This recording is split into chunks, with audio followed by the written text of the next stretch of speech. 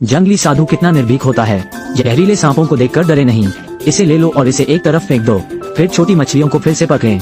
छोटी मछलियां पकड़ें और कभी जाने न दें। पत्थर से बंधी सुतली छोटी मछलियां वजन के साथ तैरती हैं। साधु खुशी से मुस्कुराया। और यह छोटा मेंढक, साधु इसे नहीं भूल सकते। मैं अपने पैरों को लात मारकर नहीं चल सकता। साधु की प्रसन्नता फिर से खिल उठे।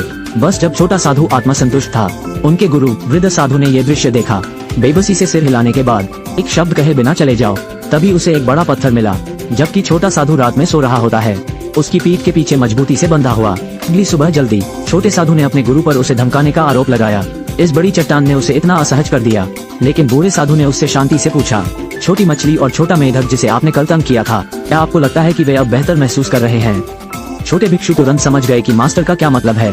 इस समय मास्टर ने फिर से निर्देश दिया, उन दोनों के पास से पत्थरों को हटाना सुनिश्चित करें। अगर कोई मर जाता है, वो बड़ी चट्टान हमेशा के लिए उसकी पीठ से बंधा रहेगा। फिर छोटा साधु भारी बोझ लेकर आगे बढ़ा। रास्ते भर ठोकर खाए। अंत में कल फिर से तालाब पर आया। पहले छोटे मेंढक को खोजो। अच्छी बात है कि यह अभी मरा नहीं है। छोटे भिक्षु ने जल्दी से उसे खोल दिया। इसे अपनी पूर्व उछाल पर वापस लाएं। फिर छोटी मछली है, लेकिन भारी बोझ के कारण छोटी मछलियाँ पहले से ही सांस से बाहर। छोटा साधु बहुत दुखी है। सावधानी से दफनाने के बाद और फूट फूट कर रोने लगा। दूर नहीं वृद्ध साधु ने यह दृश्य देखा। अभी भी चुप, लेकिन वह अब जानता था, इस गलती के कारण छोटा साधु बड़ा हो गया है। कुछ साल बाद छोटा साधु एक लड़के में बड़ा हो गया है, लेकिन वो अभी भी हर दिन वृद्ध साधु के साथ है। मंदिर में एक साधारण और सादा जीवन जी रहे हैं। इस दिन इलाज के लिए माँ बेटी का जोड़ा मंदिर आया। वो छोटा साधु जो पहली बार किसी महिला से मिला था, बहुत घबराए हुए और शर्मीले दिख रहे हैं। मेरा पूरा दिल धड़क रहा है। रात के बीच में छोटा भिक्षु जिसके मन में कुछ है सो नहीं सकता। बीवी समय समय पर उठकर लड़कियों को ताक झांक करते हैं। बच्ची की बीमारी के चलते उसे आराम की जरूरत है। जल्दी ठीक होने के लिए बूढ़ा साधु उसे मंदिर में रहने देने के लिए तैयार हो गया। और उसकी माँ को पहले जाना पड़ा। ये पानी में लटका हुआ मंदिर है, पानी के कुंडों से घिरा हुआ।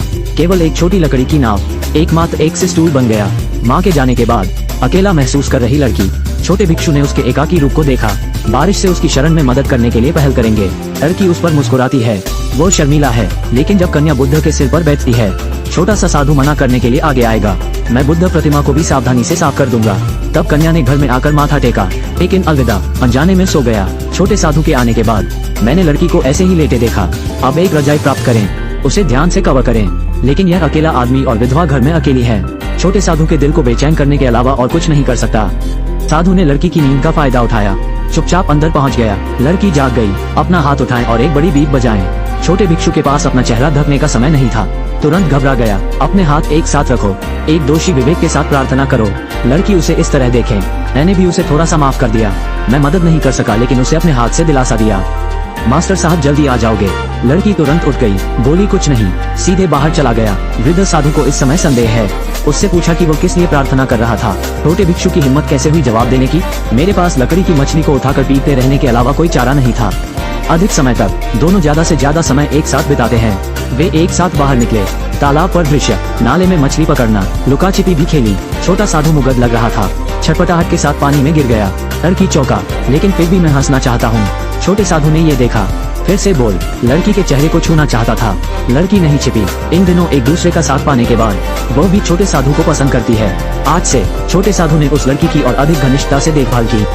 वो जड़ी बूटियों को बारीक कूटेगा, कन्या को पिलाएं। दवा के दर्द के कारण मुझे भी लड़की पर तरस आएगा। बुद्ध की मूर्तियां जिनकी सावधानी से देखभाल की जानी चाहिए थी, उन्हें लड़कियों के स्टूल के रूप में इस्तेमाल करने के लिए भी प्रेरित किया गया था। यह इस छोटी सी चीज के कारण है। छोटे साधु ने सफलतापूर्वक लड़की के दिल पर कब्जा कर लिया।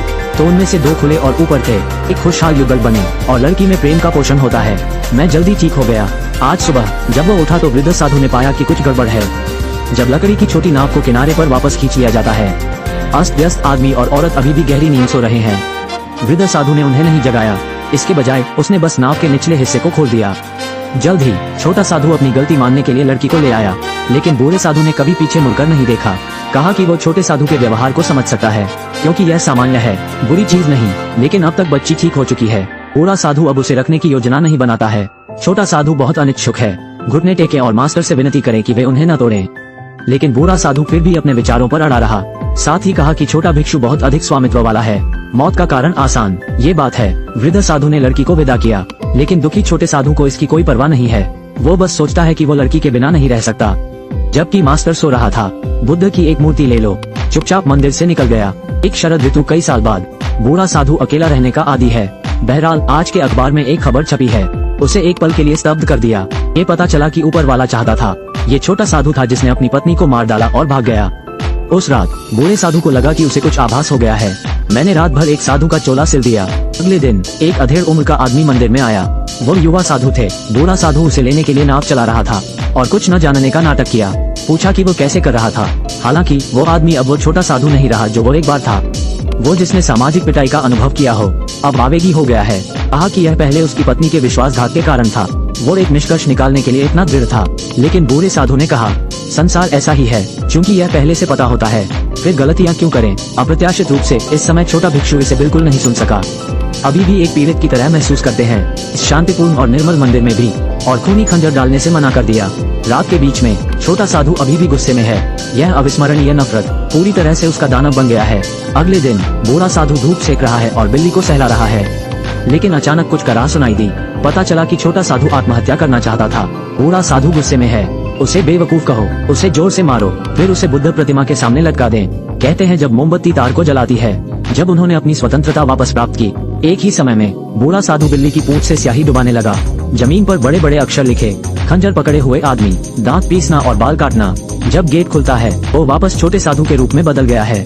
इस समय वृद्ध साधु बौद्ध धर्मग्रंथ पहले ही जमीन पर लिखे जा चुके हैं। उसने छोटे भिक्षु से चाकू से शब्दों को तराशने को कहा। हर शब्द उसके मन में द्वेष कम होगा। बौद्ध शास्त्रों में निहित दर्शन। छोटे साधु को जल्दी शांत होने दो, लेकिन लंबा नहीं। यहाँ 2 पुलिस वाले मिले। वे यहाँ छोटे भिक्षु को पकड़ने के लिए हैं। जब बूढ़ा साधु उन्हें वापस मंदिर ले आया, छोटा साधु बहुत उत्साहित था। भी अपने जीवन से लड़ने की कोशिश कर रहा है। वृद्ध साधु ने तुरंत उसे कड़ी फटकार लगाई, जिससे वो फिर होश में आ गया। बौद्ध ग्रंथों को तराशने के लिए झुकना जारी रखें। वृद्ध साधु ने पुलिस से मंदिर में एक दिन रुकने को कहा। छोटे भिक्षु को ले जाने से पहले नक्काशी के समाप्त होने की प्रतीक्षा करें। दोनों राजी हो गए। ये बात है, एक दिन और एक रात का अनुभव किया। छोटे भिक्षु ने आखिरकार बौद्ध धर्मग्रंथों को उकेरा। मास्टर जी को अलविदा कहने के बाद उसे पुलिस ने अपने कब्जे में ले लिया, लेकिन कोई फर्क नहीं पड़ता। लकड़ी की छोटी नाव बिल्कुल आगे नहीं बढ़ी जब तक छोटा भिक्षु वापस नहीं आया। बूढ़े साधु ने हाथ हिलाया। लकड़ी की छोटी नाव बस आगे बढ़ने लगी। जब तीनों बाहर जाते हैं, लकड़ी का दरवाजा अपने आप बंद हो जाता है। लकड़ी की छोटी नाव अपने आप पीछे मुड़ गई, लेकिन बूढ़ा साधु इस समय विचारशील था। यह उसके लिए समय है। फिर वो कलम और स्याही लेकर आया। कुछ बंद शब्द लिखो, चेहरे की विशेषताओं पर टिके रहें। फिर से जलाओ, लकड़ी सुखाने के लिए तैयार। जब छोटी लकड़ी की नाव ताल के बीच में आई, मोमबत्ती जलाई, जैसे अग्नि जल को प्रकाशित करती है। बूढ़ा साधु चला गया। एक छोटा सांप पास से गुजरा। जल्द ही फिर से छोड़ो। मुझे नहीं पता कि कितने साल बीत गए। लकड़ी का दरवाजा अपने आप खुल जाता है। दरवाजे पर एक परिचित आकृति दिखाई दी। ये छोटा भिक्षु है जो अपनी सजा पूरी करने के बाद रिहा हुआ और वापस आ गया। जब उसने मंदिर का द्वार खोला, मास्टर के साफ सुथरे कपड़े देखकर मैं एक पल में सब कुछ समझ गया। तभी से मंदिर की रखवाली उन्हीं के हाथों में है। उसने बर्फ के छेद से मास्टर का अवशेष उठाया। बुद्ध की एक और मूर्ति बर्फ से उकेरी गई थी। इसमें अवशेष रखो। इतने के बाद छोटा भिक्षु अब चिड़चिड़ा नहीं रहा। उन्होंने सारी दुनियादारी छोड़ दी। दैनिक ध्यान अभ्यास। ठीक उस समय के गुरु की तरह। कुछ दिनों बाद एक नकाबपोश महिला एक बच्चे को गोद में लेकर पहुंचती है। वो कभी नहीं बोलती, बस बुद्ध की मूर्ति के सामने रोते रहो। रात के बीच में जबकि महिला सो रही है, छोटा साधु स्त्री का पर्दा उठाना चाहता है, लेकिन एक महिला ने रोक लिया। भोर के पास महिला चुपचाप ऊपर चढ़ गई। केले छोड़ने की योजना बना रहा है, लेकिन गलती से एक बर्फ के छेद में गिर गया। जल्द ही शांत। कुछ घंटों बाद महिला का बच्चा रोते हुए रेंगता हुआ निकल गया। मानो मुझे अपनी माँ के दुर्भाग्य के बारे में पहले से ही पता था। छोटे साधु ने रोना सुना। जांच करने के लिए जल्दी करो। सिर्फ लाश देखी। कुछ साल बाद बच्चा बड़ा होता है, एक छोटा साधु बन गया और युवा साधु वृद्ध सन्यासी हो गया है। छोटा साधु शरारती है, उस समय के छोटे साधु से भी ज्यादा क्रूर। चट्टान को सीधे मेढक के मुंह में डाल दो। मेढक के असहज रूप को देखकर छोटा साधु बहुत खुश है, लेकिन मुझे नहीं पता वो भी एक कठिन परीक्षा से गुजर रहा है। वसंत की हत्या की अनुभूति, ग्रीष्मकालीन वासना सावधानी की वजह से, शरद ऋतु का पाप फल के लिए, शीतकालीन अभ्यास मोक्ष का मार्ग है। एक और वसंत पुनर्जन्म है।